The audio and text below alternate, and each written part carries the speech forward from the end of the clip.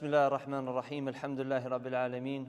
Wassalatu wassalamu ala ashrafil anbiya'i wal mursalin. Nabiyyina Muhammad wa ala alihi wa sahbihi ajma'in. Kitabu at-tahara, kapitulli pastërtisë, babul meshi ala al-khuffayn.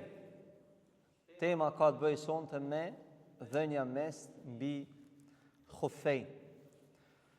Al-muradu bil khuffejni, thot Sheikh Uthimin rahimullah, qëllim khuffejni është për qëllim mestet, ma yulbesu ala rajulu min juludin wa nahwiha, ato që ka i vesh njeriu të këmbët, qoftë lëkur apo të ngjashëm me to, wa amma ma yulbesu alejha min qumashin wa nahwihi fe yusamma jawarib.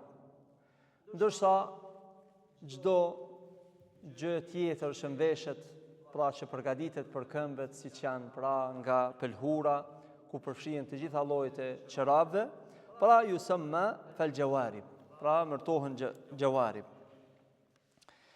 Përndryshe, el masu ala al khuffayn yata'allaqu bit tahara, lidhshmëria e dhënies mes me pastërtinë është sepse të dy këmbët janë pjesë të trupit, që lidhen me pastërtinë.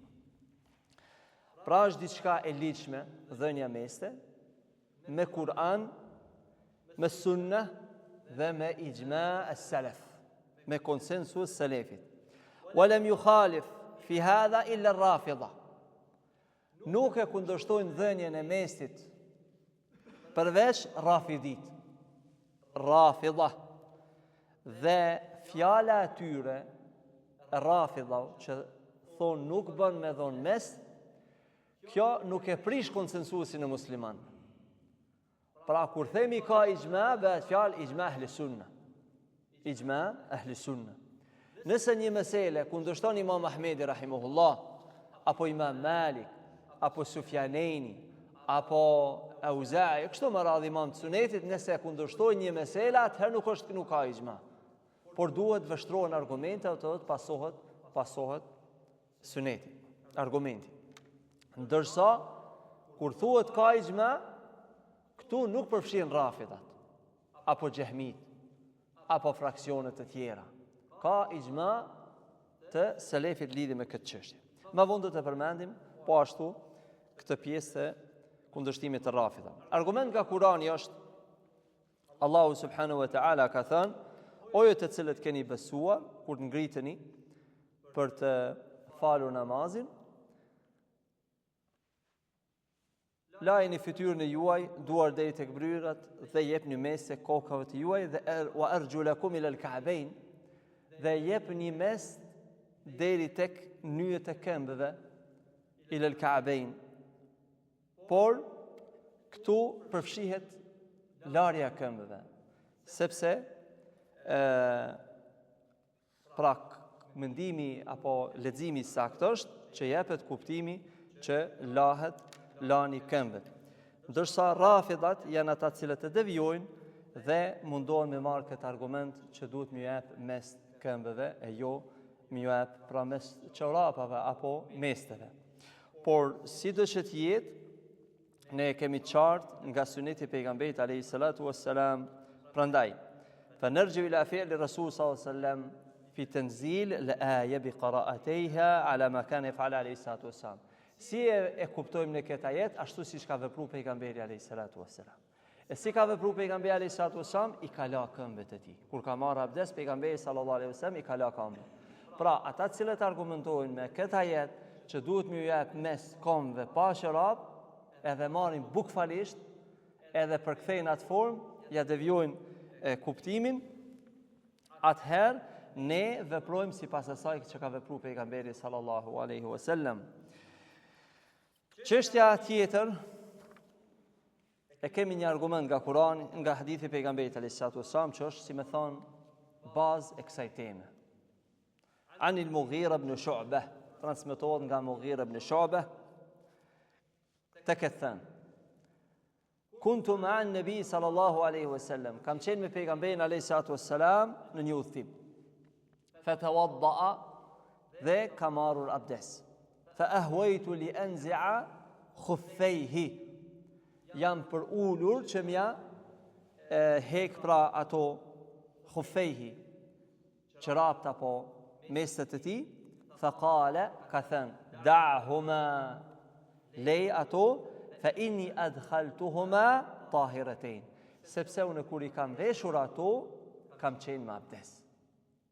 Kam qenë në pastërti. Fa masaha alejhima, dhe ju ka dhonë mes atyre dyjave. Muttafaqun alej. Muttafaqun alej. Pra, hadithi është në Bukhari dhe në Muslim. Ky është një prej argumenteve, apo argumenti më i fuqishëm, më i qartë në lidhje me dhënien e mestit të çorapëve apo të mesteve. Anil Mughira ibn Shu'ba, thot i Mughira. Mughira ibn Shu'ba thot, kam qenë me pejgamberin alayhis salatu wassalam, thot Sheikh Uthaymin, wa dhalika fi ghazwati Tabuk. Kjo ka qenë në luftën e Tabukut, në udhëtimin e tij në Tabuk. Kur Mughira ibn Shu'ba ka qenë shërbimin e pejgamberit alayhis salatu wassalam. Ai e ka bart ujin që më ndihmu pejgamberit alayhis salatu wassalam, si në marrje të abdesit, si nevoja tjera për trupin e tij. Fa masaha alayhima ay ala al-khuffayn, ju ka dhënë pra mes khuffayn. Wa hal yajuz?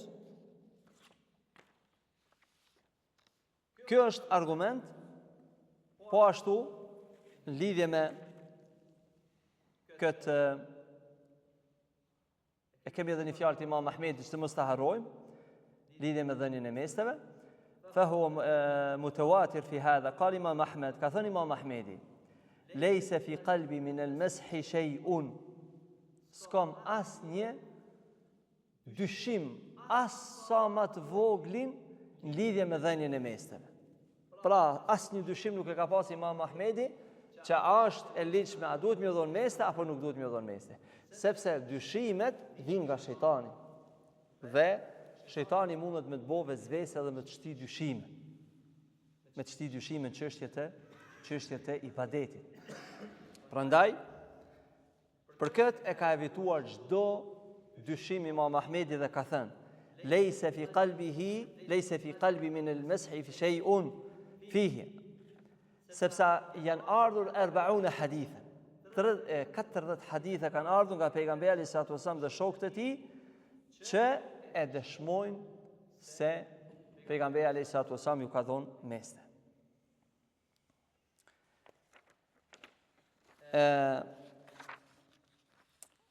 Min fawaid hadha alhadith, nga dobit e këtij hadithi. Pra, cilin hadith? Hadithi Mughira ibn Shu'ba. Që ka qenë në udhtim, dobit e këtij hadithi janë, thot Sheikh Uthaymin, jawazu istikhdam al-hurri. Lejohet që njeriu që nuk është rob, është i lirë, me marr për shërbëtor. Lian istikhdam an-nabi sallallahu alaihi wasallam, sepse pejgamberi alayhis salatu wassalam e ka pasur në shërbim Mughira ibn Shu'ba. Dhe Mughira ibn Shu'ba nuk ka qenë rob, por ka qenë i lirë. Mirë po, ka qenë shërbimin e pejgamberit alayhis salatu wassalam. E dyta, jawazu su'al al-ghayr. Lejohet me kërku ndihmë nga dikush tjetër. Pra, veprimi i pejgamberit alayhis salatu wassalam që ka kërku ndihmë nga Mughira ibn Shu'ba që mja hek ato mestet. Mirë po kjo bi shart an yakuna al-ghayru la yamunnu bil ijabat as-sa'il. Mirë po kërkesa kur kërkon ndihmë nga dikush nuk duhet me qenë një kërkesë që e vën në vështirësi të atë që atij që i kërkohet ndihmë. Pra mos me kërku gjana të cilat nuk përkojnë me natyrshmërinë apo janë të rënda për tu realizuar. Por Mughira ibn Shu'ba radhiyallahu anhu e ka pas nderin e madh me shërby pejgamberin sallallahu alaihi wasallam. Ra'a anna dhalika min sharafihi wa fadlihi. Pra veprimin që ka vënë Mughira, pra nëse shohim ne një njeri që prindit vet ja lan këmbët, i ndihmon veshjen e çorapëve, i ndihmon në gjërat që ka nevojë, këto e shohim vepër të dashur, vepër të pëlqyer. Por pejgamberi sallallahu alaihi wasallam ka qenë edhe më i dashur te sahabët se sa prindrit e tyre. Prandaj do të ishte dhe sigurisht se ka qenë respekti edhe një vepër shumë e madhe dhe e pëlqyer e Mughira ibn Shu'be. Dhe atë veprim që e ka bëu Mughira, kanë dashur të gjithë sahabët ju ka pëlqyer një veprim i tij. Pra nuk ka qenë një veprim nënçmues. Prandaj wa annaha ghanimatun, ka qenë një ghanime, thot Sheikh Udhaymin rahimahullah, pra ka qenë një si me ghanimi thonë një plaçkë lufte, një fitore shumë e madhe me qenë shërbimin e pejgamberit alayhi salatu wassalam. E treta, fadilatul Mughira ibn Shu'be. Kjo tregon edhe vlerën që ka pas ky sahabi i nderuar që e ka shërby pejgamberit alayhi salatu wassalam. Pe dobive të hadithi ka thënë Sheikh Udhaymin rahimahullah, husnu khuluqin nabi sallallahu alaihi wasallam. Morali i lartë i pejgamberit sallallahu alaihi wasallam, sepse kur i ka thënë Mughiras lej ato qerapt apo mestet mos i hek nga këmbët e mia, i ka sqaruar shkakun. Pejgamberi sallallahu alaihi wasallam ja ka tregu edhe shkakun. Dhe kjo li alla yaqa fi nafsi shay. Pra që të mos lëndohet zemra e Mughiras radiallahu anhu. Nëse i thot, pra kur ti i thu dikuj e urdhron një vepër, mos e bë këtë veprim, edhe nëse nuk i tregon arsye, sigurisht se mundet me mbet diçka në zemrën e këtij njeriu. Apo dhe Mughira ibn Shu'be e ka marrë më një herë nga pejgamberi alayhi salatu wassalam se për çfarë i thot mos i hek e çorap apo mestet. Jawazu khal'in 'alayna wal khuffayn min al-ghayr. Wa in kana qad yastankifu minhu kathir min an-nas. Është e lejuar që një person me ja hek dikuj mestet një personi tjetër, qoftë vëlla musliman, apo shok, apo mik, apo i moshuar, dhe kjo është argument që lejohet. Nëse ai nuk nënçmohet. Lakin kullama qawiyat as-silah sahlet hadhihi al-mas'ala. Aq më shumë janë të lidhura raportet mes dy personave, aq më e ngushtë është shoqëria dhe vëllazëria mes dy personave, aq më e lehtë bëhet kjo çështje. كون الإنسان يناول صاحبه العصا أو الملشح أو ما أشبه ذلك لا يجد فيه غضاضة. Pra, nëse dikush ja marr gjyben apo teshat apo i ndihmon apo çorapt apo diçka tjetër, shokut vet, kjo nuk ka gjë të keqe nëse nuk ndjen vështirësi apo nuk ndjehet i përbuzur. Pra, kështu thot Sheikh Udhaymin rahimahullah. وهل يجوز يا çfarë do bie përmend Sheikh Udhaymin. وهل يجوز أن يعينه على غسل أعضائه. A lejohet që me ja pastru tani gjatë marrjes abdesit pjesët e trupit në të cilat merret abdes. Pra, me ja la brylat apo fytyrën apo këmbën. بمعنى أن يباشر المعين غسل الأعضاء المتوضئة. الصحيح الساكتة الشيخ Udhaymini أنه لا يجوز ذلك إلا للضرورة. Kjo nuk lejohet. Përveç në rastet të domosdoshme. Apo në rastet të domosdoshme. Çka do të thonë domosdoshme? Nëse ai ka problem operim, për shembull, tunazav, nuk ka mundësi mu krud, apo ka problem në darure, nëse është e domosdoshme. Me çfarë argumenton Sheikh Udhaymini? Thot: "Wa-dhalika li-anna al-wudu'a ibadatun fi'liyya." Me marr abdes është ibadet. Është ibadet, fala budda an yaf'alahu al-insanu nafsuhu. Patjetër njeriu duhet vetveti. Pra vet duhet me la fytyrën, me fut ujë në gojën hund, madmada ul istinshaq ul istinthar, kështu më radh, me duart e tij. ولذلك وجه الله سبحانه وتعالى الخطاب للمؤمنين. Allahu ju ka drejtuar me urdhër besimtarve. فقال dhe ju ka thënë faghsilu wujuhakum wa aydiyakum. Lani fytyrat e juaja dhe duart e juaja. Çfarë po thot Allahu në Kur'an? Kuptimi i ajetit, lani fytyrat e juaja dhe duart e juaja. Pra duhet me la duart tua ti vet. Ky është kuptimi i ajetit. فدل ذلك على أنه لا بد أن يقوم الإنسان هو بوضوئه. Kjo është argument i qartë nga Kurani se njeriu duhet vetë t'i lajë gjymtyrët e trupit kur të merr abdes.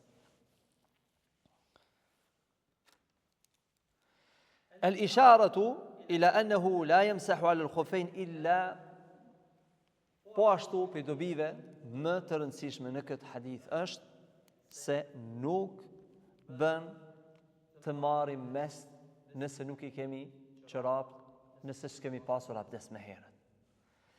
El-isharatu ila annahu la yamsahu al-khuffayn. Pra, ky argument është i qartë që ne nuk na lejohet më dhon mes mesteve apo çorapve apo ngjashëm me to pa pasur abdes. Sepse pejgamberi sallallahu alaihi wasallam ka thënë tahiratain, unë i kam veshur ato, mi po kam qenë tahiratain. Dhe këtu Sheikh Uthaymeen rahimahullah e përmend një urtësi apo përmend një detaj që mund ta harrojnë njerëzit. Dhe nëse njëri e vesh çorapën në kombën e djathtë, e pastron në të majtën, pastaj e vesh po ashtu çorapën e dytë, a ka abdes apo nuk ka abdes? E përmend Sheikh Uthaymeen rahimullah që mendimi sakta është se nuk bën këtë mënyrë.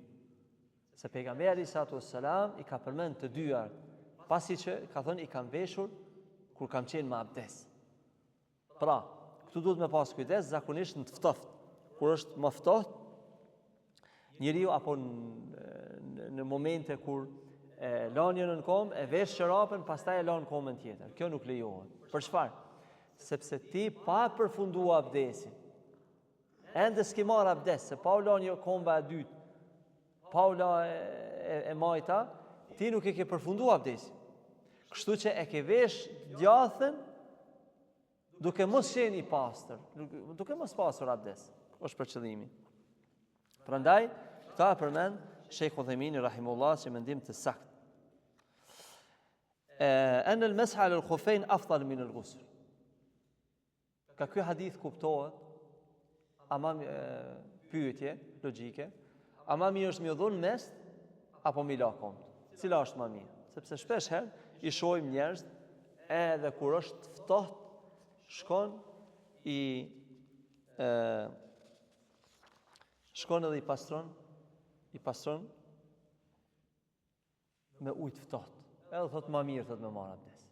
Më mirë me marr abdes. Por nga hadithi është e qartë, të thot Sheikh Uthaymeen që më mirë është më dhon mes se sa më pastrukon. Cila është më mirë? Më mirë është dhënia mes se sa pastrimi i kombëve. Sepse kështu ka vepruar pejgamberi alayhi salatu wassalam. Da'huma fa inni adkhaltuhuma tahiratayn. Lejse unë i kam pas abdes. Pra, po të ishte më mirë pastrimi i kombëve, do të vepronte pejgamberi sallallahu alaihi wasallam. Famasaha alayhima. Prandaj wala hadha naqul nga kjo themi imsah wala takhla li taghsal. Pra e pjo mes çorapëve dhe mos i hek ato mi pastru.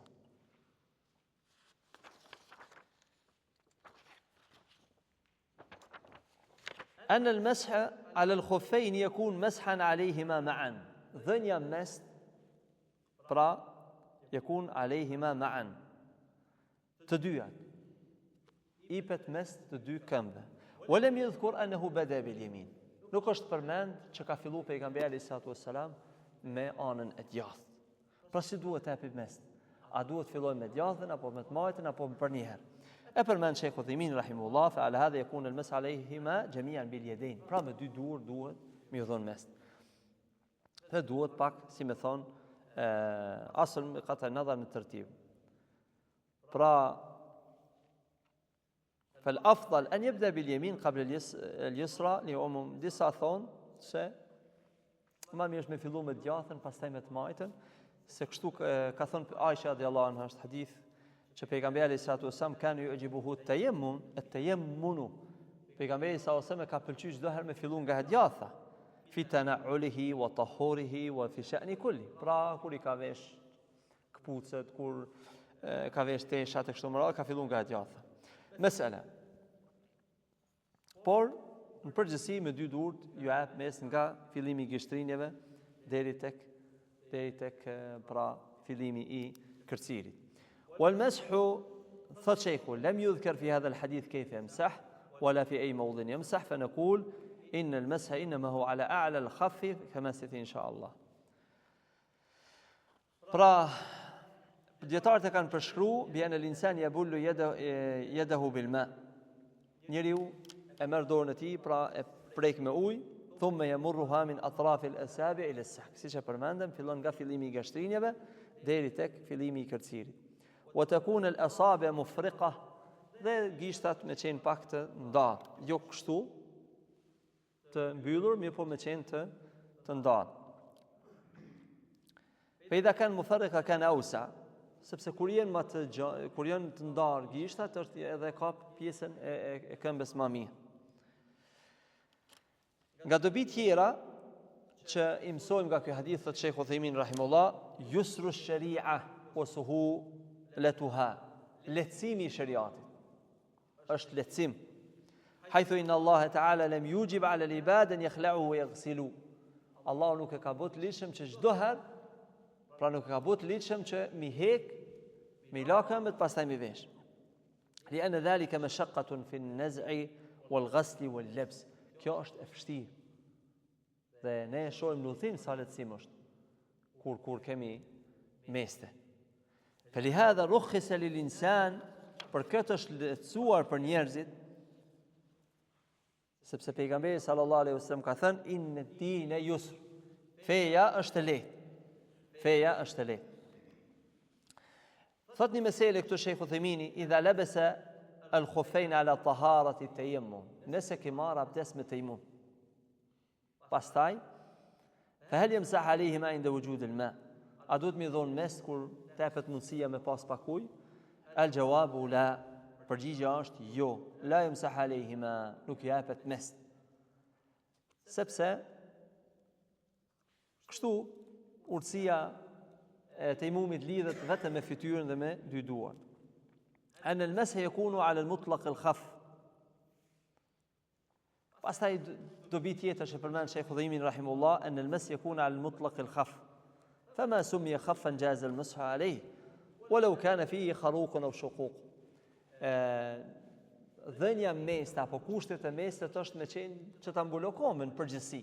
Dhe nuk kurzohet me qenë trash, nuk kurzohet me qenë lkur, as nuk kurzohet me qenë pashkyme. Bile përmend Sheikh Uthaymin rahimullah, thot walau kana fihi khuruq aw shuquq, edhe nëse ka vrima apo nëse është e shkyme çorapa. لأن النصوص الواردة في المسح على الخفين مطلقة. Sepse argumentet që kanë ardhur për dhënien e mestit janë të përgjithshme, nuk kanë ardhur me asnjë detaje që të kurzohet që të mos ketë shkyme të çorapes apo të mestit. Ka thënë Sheikhul Islam Ibn Taymija në Majmu' al-Fatawa, e përmend Sheikh Uthaymini, inna 'amat as-sahaba, shumica sahabeve fuqara, kanë qenë fuqara. Pra shumica sahabeve kanë qenë fuqara. La takhlu khifafuhum min ash-shuquq. Pra nuk mund të gjitha fuqara me jetu në kohën e pejgamberit sallallahu alaihi wasallam e të mos i kenë çorap të shkyme, dhe ne e shohim që gjatë jetës shpesh në haz dhe i shohim që i kemi çorap të shkyme dhe nuk duhet t'ja vështërsojmë vetes në këtë pikë. Fadalla hadha ala annahu idha kana fi al-khaffi shaqqun aw kharqun fi al-asabi' ala dhahr al-qadam, pra nëse ka qofsa gishtrinit apo diçka, domethënë gjashëm me to, nuk duhet të shqetësohemi për këtë çështje.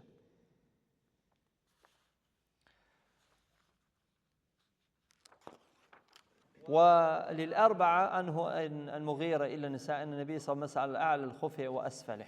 Pastaj kemi një hadith që e përmend autori Ibn Hajar Asqalani, mirë po është me transmetim të dobët.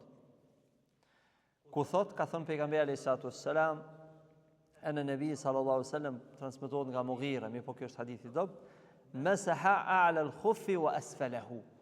Ju ka dhënë mes pejgamberi alayhi salam mbi shput edhe nën shput. Pra mbi këmbë edhe nën këmbë. وهو ما يكون تحت القدم. لكن هذا الحديث في اسناده ضعيف. ضعف.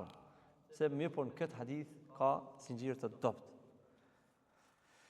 Por e kundërta e kësaj është hadithi që është më i fuqishëm se ky, që bjen kryesisht e shfuqizon këta nga Aliu radiallahu anhu, që përmendet në Abu Davud me transmetim të mirë, an Ali radhiyallahu anhu transmetohet nga Aliu të këtë thënë, "Law kana ad-dinu bir-ra'i", sikur të ishte feja me mendje, me logjik, me të gjykuarit me logjik, la kana asfalu al-khuffi awla bil-mashi min a'lah. Atëherë ne nuk kishim ju dhënë mes mbi këmbë, meste, po ju kishim dhënë për fundi. Pra, sikur ti kishim gjyku gjanat me mendjet tona, thot Aliu radhiyallahu anhu, mirë po e kam pa pejgamberin alayhis salatu wassalam duke ju dhënë mes mbi dhahir khuffain, mbi meste. فهذان حديثان متعارضان، këto janë hadithet kundërta njëra me tjetrën. Pra ka një rregull, nëse dy hadithe të qarta bin ndesh njëra me tjetrën, pra në kuptim, përmbajtje, në dispozita, dhe duhet shiqohet fuqia hadithe. Nëse njëri është i dobët, tjetri është i sakt, automatikisht me njëherë duhet merret ai që është i sakt. Për shembull, kur e kemi mësu në fakultet, kur e kemi mësu çështjen e vitrit, a është vajib vitri apo nuk është vajib vitri, janë ata të cilët thojnë vajib është vitri kanë argumente të qarta. Kanë argumente të qarta që vajib është vitri, por janë të dobta. Ndërsa ata të cilët argumentojnë se vitri nuk është vajib, kanë argumente të sakta dhe të qarta. Argumente të sakta dhe të qarta. E për argumenteve të sakta dhe të qarta është e pejgamberi sa kur ka një njeri ka qartësuar se ai do t'i falë 5 kohë të namazit, agjërimin, namazin, zakatin, kështu më radh. Nuk e ka përmend vitrin. Ka thënë pejgamberi alayhis salatu wassalam, nëse bojnë këtë a fitoj xhenetin, ka thonë sadaqain aflah. Aflahain sadaqa. Do të shpëtoj nëse vepron ashtu siç ka thonë, do të shpëtoj. Pra, si të shpëton një njeri nga i dëshmuar nga fjala e pejgamberit alayhis salatu wassalam nëse nuk e fal vitrin kur, nëse nuk e fal namazin e vitrit. Por, pra, kjo është një mesele që nëse për një çështje ka argumente të qarta apo të sakta, ato bien poshtë. Nëse një hadith i sakt bjen kundërshtim me një hadith pa sakt, më njëherë merret kjo që është i sakt. Mirë, po nëse janë të dyja argumentet e sakta, ato mund të jenë hadithe dyja të sakta dhe bin ndesh njëra me tjetrën. Për shembull, çfarë shembulli kemi? Kur pejgamberi sallallahu alaihi wasallam e ka ndaluar vizitat gratë, një herë ka qenë lejuar vizita e femrave të varrezat, pastaj kanë ardhur argumente që ndalohet. Dhe dietarët e përmendin që një periudhë mund të jetë lejuar, pastaj ndalohet. Hadithi e ndalon hadithin tjetër. E kështu me radhë, mirë po këtu kemi një argument më të fortë se sa tjetri. Fjala e Aliut radhiyallahu anhu, "Law kana dinu bir-ra'i". Këtu na jep një mësim shumë bazë Sheikhu Udhaymini rahimullah. Fjala e Aliut sikur të ishte feja me logjik. بالرأي الأول الذي هو بادي الرأي لكن الدين ليس بالرأي الأول. Feja nuk është me logjik. Çka do të thotë kjo? Feja nuk duhet gjykohet sipas gjykimeve tona të ngutshme, edhe të shkurta. Njerëzit janë shkurtpamës. Por feja, logjika e vërtetë dhe thellë nuk bjen kundërshtim me argumentin. Pra, feja është me logjik të shëndosh, të drejtë. Se aty ku njeriu nuk ka mundësi të kuptoj tekstet më shumë se sa ja kërkon Islami, ai aty ndalet. Po nuk e gjykon fen. Nuk e gjykon fen. Prandaj, Allahu ka thonë, ja çfarë argumenti përmend Sheikhu Udhaymini rahimullah. Fala shakka an an-naql as-sahih, argumenti sakt. Nuk ka mundësi me kundërshtu logjikën e shëndosh. Logjikën e shëndosh. Për shembull, nëse është e lejuar në Islam u martu më shumë se me një grua. Por nëse i pyet njerëzit të cilët pretendojnë që kanë logjik të shëndosh, e logjik të thellum, diturie, janë njerëz të ngritur, ata kur e refuzojnë me kategorizëm, do me thonë se kjo bjen dëshme, por ajo është logjike mangët të tyne. Por logjika e shëndosh, nëse i vështron gjendjen e femrave, nëse vështron gjendjen e njeriu, nëse e shumë urtësi tjera, e kupton se shariati e ka me të drejtë. E kupton se shariati e ka me të drejtë. Jo vetëm këtë çështje, po në të gjitha çështjet e fesë që janë të ligjshme. Çfarë do qofshin ato? Prandaj kemi në një argument kur një grua e ka pyet Aishën radhiyallahu anha. Pse ne kur falemi, pse ne nuk e përsërit gjatë ciklit femrat? Pse femrat gjatë ciklit sigurisht e kanë haram mu falë, nuk lejohet namazi, por nuk e kanë obligim me kompenzu namazin, me bo kaza. Por agjerimin po. Dhe një grua ka pyet Aishën radhiyallahu anha. Dhe i ka thënë,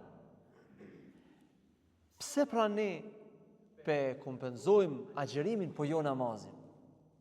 A nuk ka qenë përgjigje e lehtë nga ana Aishës radhiyallahu anha, që m'ja tregu urtësinë e saj, që një prej urtësive, ka shumë urtësi, që namazi do të ishte atë është e rëndë për njeriu. Femrat e kanë vetëm agjerimin një muaj gjatë vitit. Do të ishte shumë e rëndë për femrën. Por nuk ju ka përgjigjë këtë mënyrë Aisha radhiyallahu anha. Ka thënë, e haruriyun anti? Pra, ati Haruri është një vend në Irak, ku kanë qenë të mbledhur xhavarisht. Edhe kanë marrë emrin Harurije prej atij vendit në Irak, që ndarë kundër Aliut radhiyallahu anhu, dhe ata i kanë dhënë përparësi logjikës. Pra i kanë refuzuar argumentit Kuranit. Pra nuk janë nalmi me ditu argumentet. Me epshe kanë gjyku. E Haruriyun anti? Pra a je Harurija? Aisha radhiyallahu anha ka dash me eduku këtë grua muslimane, edhe gjithë ata të cilët të ndëgjojnë këtë rast, që çështja e fesë është e teslim. Është e teslim, ju bin fesë. Ju nështru islamin. Në nështrimi plot. Por kjo nuk do të thotë që nuk bjen që bjen desh me shariat, me logjikën e njeriut. Çka thot Sheikh Uthemini? Wa dalil ala hadha, argument që feja është edhe me logjik, afala taqilun, a nuk logjikoni. Allahu thot, a nuk logjikoni, a nuk keni mend. Këto janë argumente për ata që kanë logjik.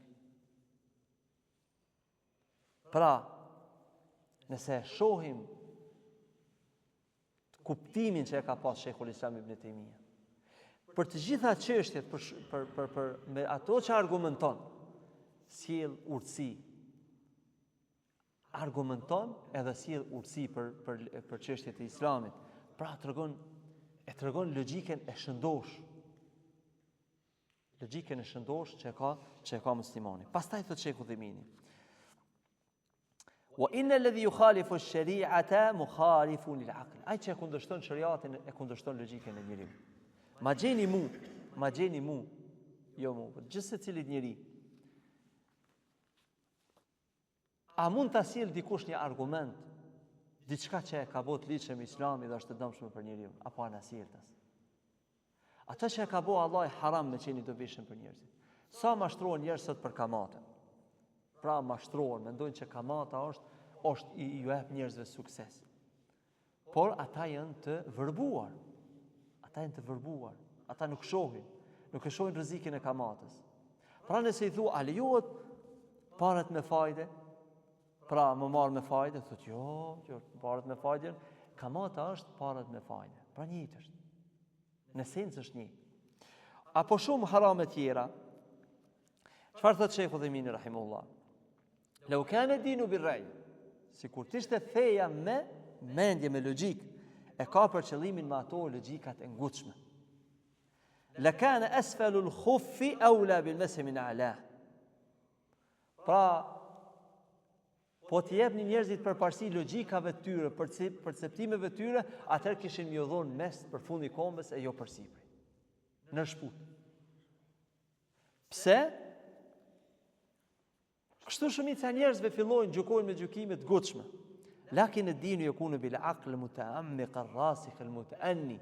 Por logjika feja përkon me logjikën e shëndosh njeriu.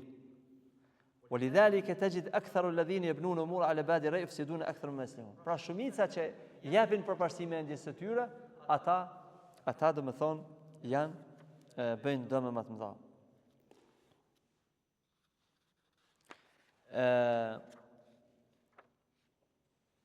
إذا نظرنا إلى هذه المسألة بالرأي العميق وجدنا أن أعلى الخف أولى بالمس من أسفله. Thot nëse vështrojmë Sheikh Uthejmini logjikisht, edhe logjikisht nëse vështrojmë, ma mirë është, ma logjike është mi dhonë mes përmi se sa për fund. Se dhenja mes nuk ka për qëllim pastrim. Nuk është për qëllim i pastru t'i qëra. As kom mi pastru. Se nëse bëhet fjalë për mi pastru, atëherë duhet mi hek qëra mi pastru kom. Edhe nëse ju japim për fundi, pra në zhytën dur, apo zhysim edhe ma shumë ujë. Andaj logjika e shëndosh po ashtu e kupton se ma mirë mi dhonë mes përsipër se sa për fundi. Ma mirë mi dhonë mes përsipër se sa për fundi. Min fawaid hadha al-hadith, nga dobit e këtij hadithi të Sheikh Uthejmini rahimahullah, nga hadithi i Aliut radiallahu anhu, sikur të ishte feja me logjik do të jepim përfundi o përsipri. Lau ta'arada al-aqlu wa shar'u, nëse bien ndesh shariati me logjikën. Pra, pse mendja jote bjen ndesh? Pse mendja jote është të trubëll nga njëherë çështjet e fesë? Pra i duket të rëndë një mesele. Edhe çështjet e menhexhit, edhe çështjet e fikut, edhe çështjet e akides. Ka mesele që ti nuk kupton. Mendja jote sikur i refuzon ato. Mirë po ti je besimtar, thu, unë e bindem Allahut. Po pse ke dyshime?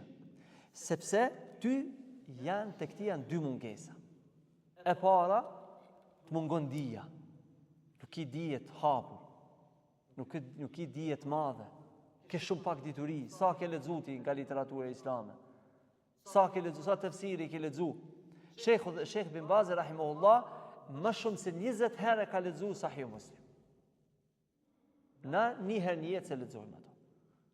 Më falni. Me sharh, me komentim të Nevawiut rahimahullah. Pra ato e kom fjalën. Sahih Muslim të Nevawiut. 20 herë ka lexuar Sheikh bin Baz rahimahullah. Që me marrë me numru gjatë jetës, do më thonë, është shumë vështirë me lexu një herë, dy herë. Me kohën që merren, do më thonë, njerëzit, ata nuk në ymër njeriu nuk mund e lexon, po bëhet fjalë ata që merren me ilm, edhe ata kanë vështirë. Se nuk ka vetëm Sahih Muslim. Pra, si i shtohet e para ti kur i gjykon gabim çështjet e fesë, pra mendja jote ke turbullira, është si rezultat dija e manget. Dhe e dyta, logjika e kufizuar. E ki logjikën e manget, mungon përvoja, mungon njohuri të ndryshme. Pra ta ka dhënë Allahu kuptimin të manget.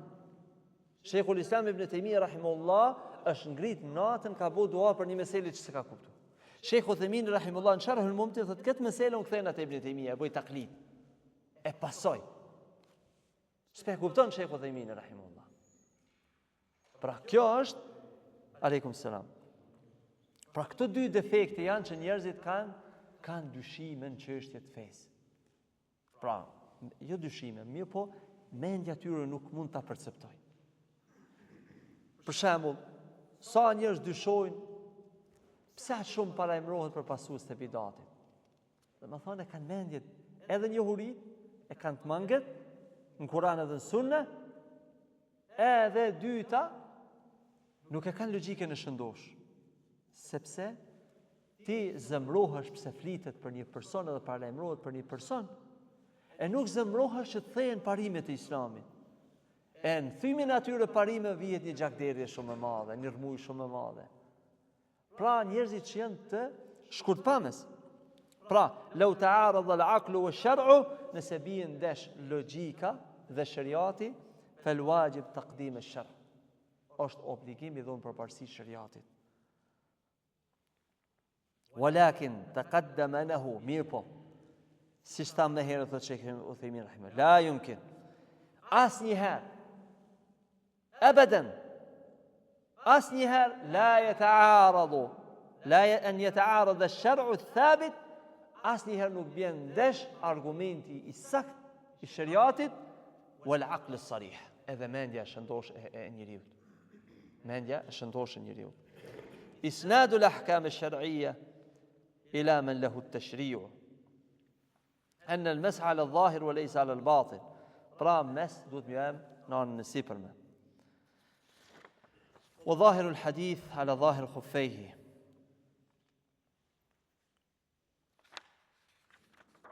Po ashtu, istidlal bin Nabi sallallahu alaihi wasallam. E përmendë më herët Rafidat. E përmend Sheikh Udhaymin rahimullah që Rafidat janë akhbath an-nas, janë njerëz më të këqij. Argumenti ka ardhur pikërisht nga Aliu radhiyallahu anhu. Nga Aliu radhiyallahu anhu që duhet më dhon mes. Dhe ata kundërshtojnë. Për këtë meselja e mesteve, meselja e fikut. Është meselja e fikut. Por ne kemi shtunëve në ders në tauhid, sharh sunnah. A dini që në dersin e sharh sunnah kemi mësu prej akides e ehli sunetit është më dhon mes çorave. Çka do të thotë kjo? Meselja e fikut ka hyrë meselja e akides. Për çfarë? Sepse Rafidat e kanë refuzuar. Prandaj është përmend libra të akides dhënia e mesit si rezultat, si shkak sepse Rafidat e kanë kundërshtuar.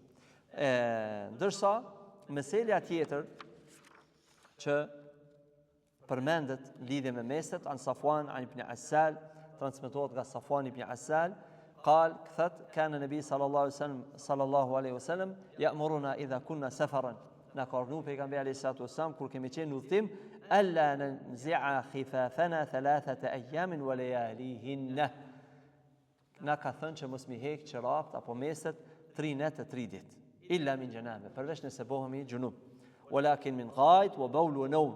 Mirë po nëse pra nevojat fiziologjike, gjumi nuk duhet mi hek meset. Akhrajahu an-Nasa'i wa at-Tirmidhi, pra Nasa'i wa Tirmidhi.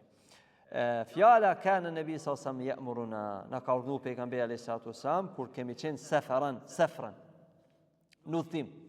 Pra udhtim bëhet fjalë kur njeriu lëshon qytetin e vet, dhe shkon diku, niset për diku, siç ka thënë pejgamberi alayhi salatu wasallam, atimmu fa inna qawmu safrun, kur ka shkuar në Mekë, shtirimin e Mekës, ju ka thënë ju plotsoni, pra ju që jeni venali e plotsoni namazin. Fa atimmu fa inna qawmun safrun, ne jemi udhtar.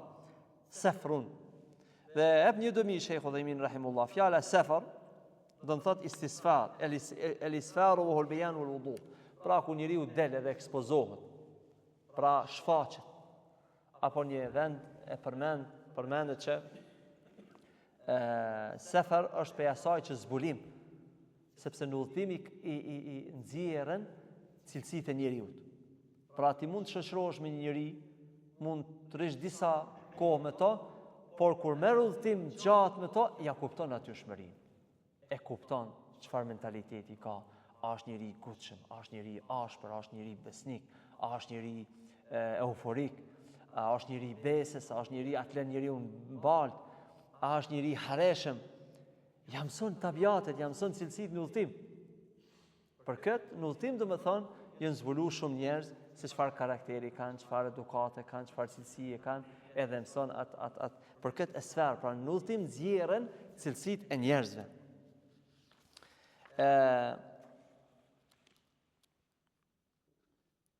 Duhet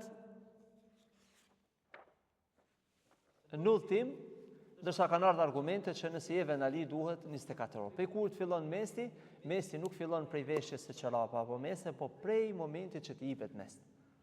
Kur numërohet, pra kur fillon të numëru meset, jo nga momenti kur veshen çorap apo mese, po nga momenti kur ti ju e mes.